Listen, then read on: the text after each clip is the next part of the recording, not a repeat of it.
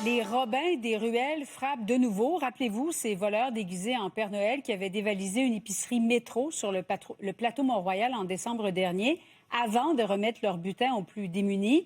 Eh bien, Étienne, le même groupe, ou en tout cas un groupe semblable, s'en est pris à une autre bannière.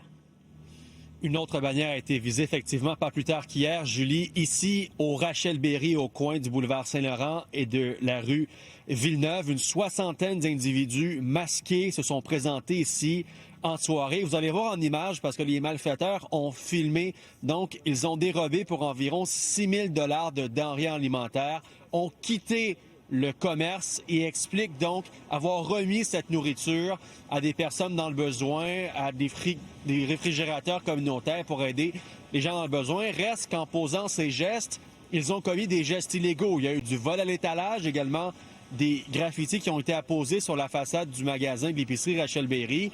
J'ai contacté les responsables de ce coup d'éclat d'hier pour obtenir leur version. Ils ont refusé d'accorder une entrevue à la caméra, même s'ils reconnaissent avoir commis des gestes illégaux, se défendent en disant que ce qui est réellement illégal, selon eux, ce sont les grandes chaînes d'alimentation qui gonflent les prix et qui enregistrent des profits majeurs. Que pensent les clients de l'épicerie Rachel-Berry ici de ce coup d'éclat, de ce vol à l'étalage de 6 000 $ hier de denrées alimentaires?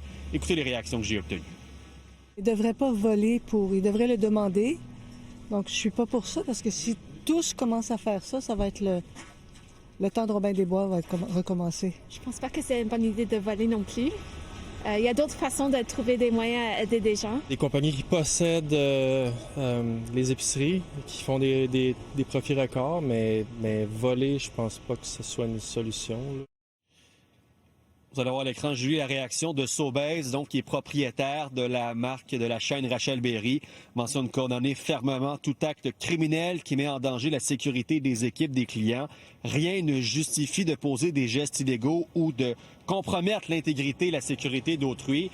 La police de Montréal confirme qu'une plainte a été déposée. Il y a une enquête qui a été ouverte, mais pour l'instant, personne n'a été arrêté par la police de Montréal. L'enquête se poursuit. Merci, Étienne.